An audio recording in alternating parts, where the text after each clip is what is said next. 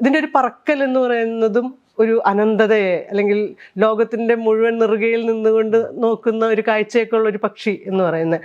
ഈ റാഗിപ്പറക്കൽ എന്ന് പറയുന്ന സംഗതി എന്താണ് യഥാർത്ഥത്തിൽ? ഇംഗ്ലീഷിൽ സോറിങ് എന്ന് പറയും, ചിറകടിക്കാതെ പറക്കുക എന്നുള്ള അർത്ഥത്തിൽ. അതായത് അധികം ഊർജം വേണ്ട, ഊർജം ഉപയോഗിക്കാതെ പറക്കുക എന്നുള്ള അർത്ഥത്തിൽ. ഈ ഒരു വെയിൽ ചൂടായി വരുന്ന സമയത്ത് ഒരു 9 മണിയൊക്കെ ആയി കഴിഞ്ഞിട്ടുണ്ടെങ്കിൽ അതിനു മുമ്പ് നമ്മൾ പരുന്തുകൾ പറക്കുന്നത് നോക്കിയിട്ടുണ്ടെങ്കിൽ പരുന്തുകളാണല്ലോ കൂടുതൽ കാണുക, ചിറകടിച്ച് പറക്കും. അത് കഴിഞ്ഞ പിന്നെ അവർക്ക് ചിറകടിക്കേണ്ട കാര്യമില്ല. താഴെ നിന്ന് ഇത് ചൂടായിട്ട് ഒരു കൺവെക്ഷൻ കറന്റ് ഉണ്ട്, അത് മുകളിലേക്ക് പോകുമ്പോൾ ആ ഊർജത്തിന് ഉപയോഗിച്ചിട്ട് പറക്കാൻ കഴിയും.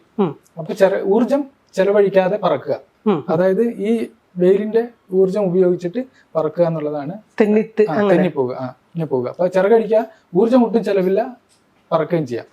കുറെ നേരം അങ്ങനെ നിൽക്കാൻ പറ്റും. അങ്ങനെ എത്ര വേണമെങ്കിലും പോകാൻ കഴിയും. ആ അനുകൂലം അത് പരുന്തുകളെക്കാൾ വളരെ കൂടുതലായിട്ട് ഇവർക്കുണ്ട്. ഇവരുടെ ചെറിയ ഒന്നുകൂടി വീതി കൂടുതലായതുകൊണ്ട് അപ്പൊ അങ്ങനെ പറക്കാൻ കഴിയുന്ന ഒരു അനുകൂലമാണ്.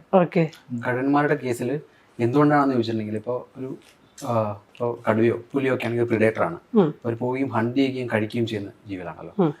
പക്ഷെ കഴുകന്മാരുടെ കേസിൽ അവര് ഇപ്പോൾ ലാൻഡിൽ കരയിൽ ജീവിക്കുന്ന ഒബ്ലിഗേറ്റ് സ്കാവഞ്ചേഴ്സ് എന്ന് പറയുന്നത് കഴുകന്മാർ മാത്രമാണ്.